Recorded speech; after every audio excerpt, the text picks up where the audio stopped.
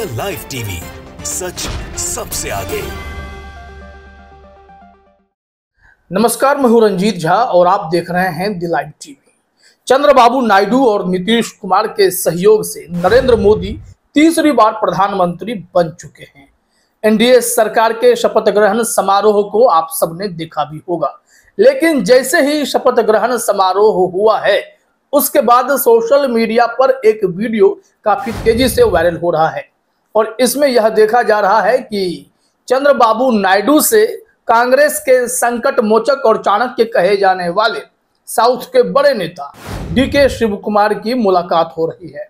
और चर्चा यह हुई कि यह मुलाकात जो एयरपोर्ट पर हुई है उसके बाद गुप्त मीटिंग भी हुई है। यह दावा है, सोशल मीडिया पर यह वीडियो वायरल है, आप भी अपने स्क्रीन पर देखिए। डीके शिव कुमार और चंद्रबाबू नायडू एक दूसरे का हाथ पकड़े कुछ बातें करते हुए आगे बढ़ रहे हैं। अब इस वीडियो को लेकर भ्रम फैलाया जा रहा है, यह हम आपको क्लियर कर देते हैं, क्योंकि इस वीडियो का फैक्ट चेक बीते 4 दिनों से किया जा रहा है। द क्विंट ने भी फैक्ट चेक किया है और हमने भी इस संबंध में खबरें तलाश ली हैं।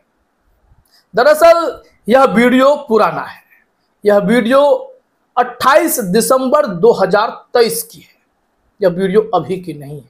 लेकिन डीके शिव कुमार और चंद्रबाबू नायडू की भेंट के साथ ही डीके शिव कुमार के एक्टिव होने की बात सामने आई है। इस मुलाकात के दूसरे पहलू को अब आप आगे जोड़ सकते हैं। हमने कह दिया कि यह वीडियो पुराना है, आप यकीन कीजिए, इसको लेकर हम आपको द क्विंट का यह स्क्रीनशॉट दिखा भी रहे हैं। इसमें साफ साफ फैक्ट चेक गलत तरीके से इस वीडियो को प्रचारित करने की कोशिश हो रही है कि चंद्रबाबू नायडू शपथ के बाद या फिर इस एनडीए सरकार के शपथ ग्रहण समारोह से पहले इस तरीके से मुलाकात को लेकर बीते 4-5 दिनों से इस वीडियो को घुमाने की कोशिश हो रही है। सूर्या समाजवादी हैं, अक्सर इनके ट्वीट पर खबरें भी बना दी जाती हैं, लेकिन इन्होंने भी इस वीडियो को शेयर करके जो लिखा है वो भी देख लीजिए। कांग्रेस के डीके शिव कुमार की चंद्रबाबू नायडू से अकेले में काफी देर बातचीत हुई है। अब देखना है एनडीए सरकार कितने दिन की मेहमान है, जब तक तोड़ेंगे नहीं तब तक छोड़ेंगे नहीं। लेकिन इनके ट्वीट की जो 2 लाइन है ना, एनडीए सरकार कितने दिन की मेहमान है, यह सवाल आज भी प्रासंगिक है, शपथ ग्रहण के बाद भी प्रासंगिक है, क्योंकि डीके शिव कुमार इसके मास्टर माने जाते हैं। अगर कांग्रेस की सरकार डगमगाती है तो भी संकट मोचक के तौर पर डीके शिव कुमार ही जाते हैं। हिमाचल प्रदेश में याद होगा, राज्यसभा चुनाव के बाद जब विधायकों ने उथल पुथल मचाने की कोशिश की, कांग्रेस के विधायकों ने, सुक्खू के इस्तीफे पर लोग अड़े हुए थे, सीएम सुक्खू के इस्तीफे पर, तब भी डीके शिव कुमार ने मोर्चा संभाला और वहां हिमाचल की सरकार बचा डाली थी। और फिर कर्नाटक में जो सरकार बनी कांग्रेस की, उसमें राहुल गांधी खड़गे साहब के साथ डीके शिव कुमार सबसे इंपॉर्टेंट पर्सन के तौर पर जाने गए, जिन्होंने कांग्रेस को वहां एकजुट किया और फिर वहां सत्ता दिलाने में सफलता भी दिलाई। तो डीके शिव कुमार की छवि ही ऐसी है कि वो कांग्रेस के चाणक्य हैं और संकट मोचक हैं। ऐसे में जब एनडीए सरकार चल रही है और टीडीपी के इस बड़े नेता चंद्रबाबू नायडू की मुलाकात हो रही है, एयरपोर्ट पर मुलाकात हुई है, जो कि पुराना वीडियो है, आप इसको एनडीटीवी के इस रिपोर्ट से भी समझ सकते हैं, यहाँ पे लिखा हुआ भी है। फिर हम आएंगे इस वर्तमान डीके शिव कुमार के रोल और चंद्रबाबू नायडू के मूड पर भी। यहाँ देखिए, उसी वायरल वीडियो को लेकर जानकारी है, तस्वीर भी वही तस्वीर है, आप देख लीजिए। यहाँ पर एनडीटीवी की रिपोर्ट में हेडलाइन में एनडीटीवी ने लिखा है, चंद्रबाबू नायडू की डीके शिव कुमार से मुलाकात को बेटे ने बताया संयोग। बेटा कौन?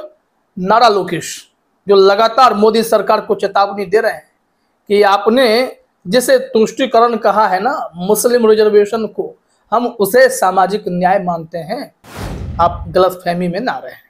ये एकदम से स्टैंड क्लियर है और बीजेपी चाहकर भी चंद्रबाबू नायडू के इस स्टैंड का विरोध कर भी नहीं पा रही है, जबकि आंध्र प्रदेश में वो गठबंधन में विधानसभा में सरकार चलाएंगे और मुस्लिम आरक्षण को लेकर या मैनिफेस्टो में जितनी सारी बातें चंद्रबाबू नायडू की पार्टी ने कही हैं वो सब वहां मानी जाएंगी। चंद्रबाबू नायडू वहां मुख्यमंत्री भी बन रहे हैं। यहाँ देखिए, रिपोर्ट में उसी एयरपोर्ट पर मुलाकात को लेकर जो चर्चा की गई है कि तेलुगु देशम पार्टी प्रमुख एन चंद्रबाबू नायडू की कर्नाटक के उप मुख्यमंत्री डीके शिव कुमार के साथ संयोगवश हुई मुलाकात से राजनीतिक हलकों में अटकलों का बाजार गर्म हो गया है। इस बीच टीडीपी महासचिव नारा लोकेश ने कहा है कि यह मुलाकात महज एक संयोग थी और इसमें कोई राजनीतिक मतलब नहीं निकाला जाना चाहिए। नारा लोकेश ने मीडिया को बताया कि इस बैठक का यह मतलब नहीं है कि टीडीपी भारत ब्लॉक का हिस्सा होगी। उन्होंने कहा, डीके शिव कुमार से मुलाकात में क्या गलत है? उन्होंने चंद्रबाबू से मुलाकात की, लेकिन इसका मतलब यह नहीं है कि वे इंडिया ब्लॉक के साथ गठबंधन करेंगे। और यहां से उस वक्त भी यह स्टैंड क्लियर हो गया था कि वो फिलहाल इंडिया ब्लॉक के बारे में नहीं सोच रहे हैं।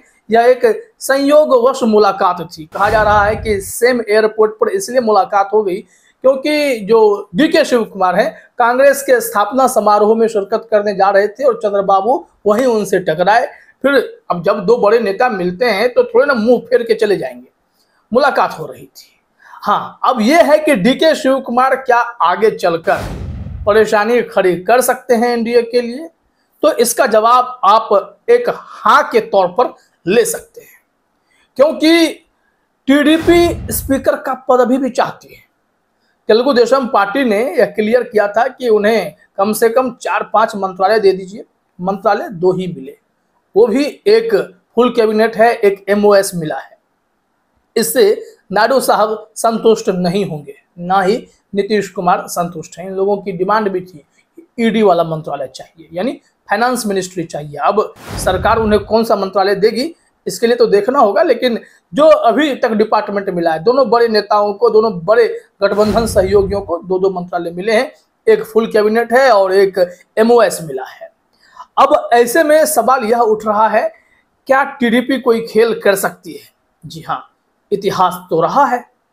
1998 में आपको याद होगा, अटल बिहारी वाजपेयी की सरकार को लेकर खूब चर्चा होती है कि मायावती ने सरकार एक वोट से गिरा दी थी।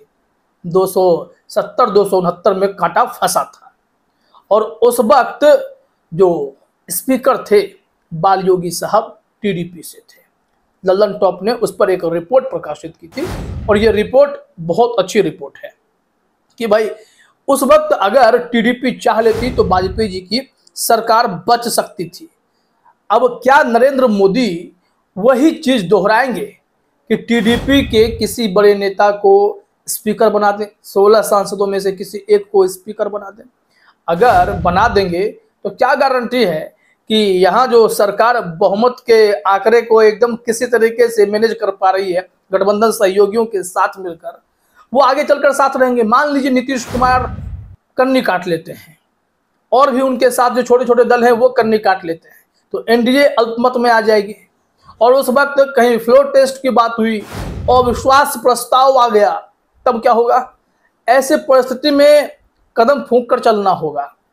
यहां देखिए, लल्लन टॉप ने कहा था बीजेपी के लिए ज्यादा बड़ा खतरा कौन है, चंद्रबाबू नायडू या नीतीश कुमार?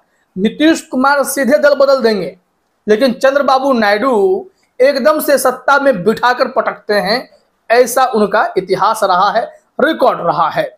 अब देखिए कैसे यहाँ बताया जा रहा है, क्योंकि चंद्रबाबू नायडू के पार्टी के जब लोग स्पीकर बने थे ना, तब अटल बिहारी वाजपेयी की सरकार ही गिरी थी। यहाँ कहा जा रहा है 1998 के लोकसभा चुनाव में जनता ने किसी भी पार्टी को बहुमत नहीं दिया।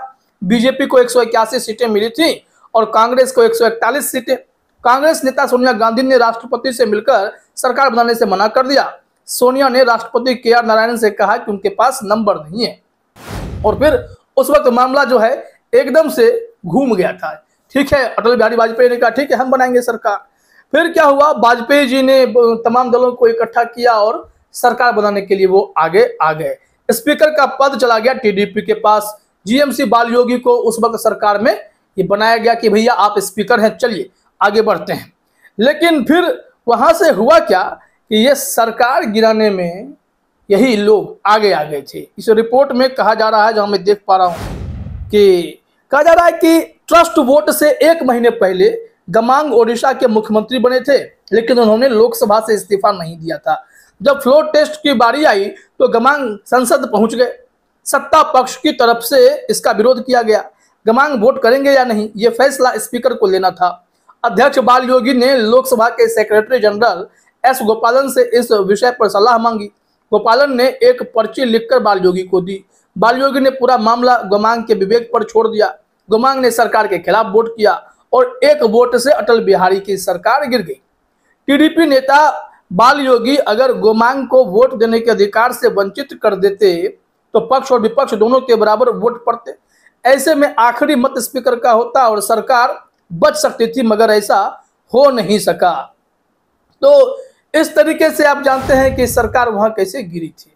तो कुल मिलाकर टीडीपी पर भरोसा मोदी तो खुलकर कर नहीं रहे होंगे। स्पीकर का पद भी उन्हें मिलना मुश्किल है। तो देखिए आगे क्या होता है। फिलहाल इस वीडियो में इतना ही। आप सभी का हमसे जुड़ने के लिए बहुत बहुत धन्यवाद। द लाइव टीवी, सच सबसे आगे।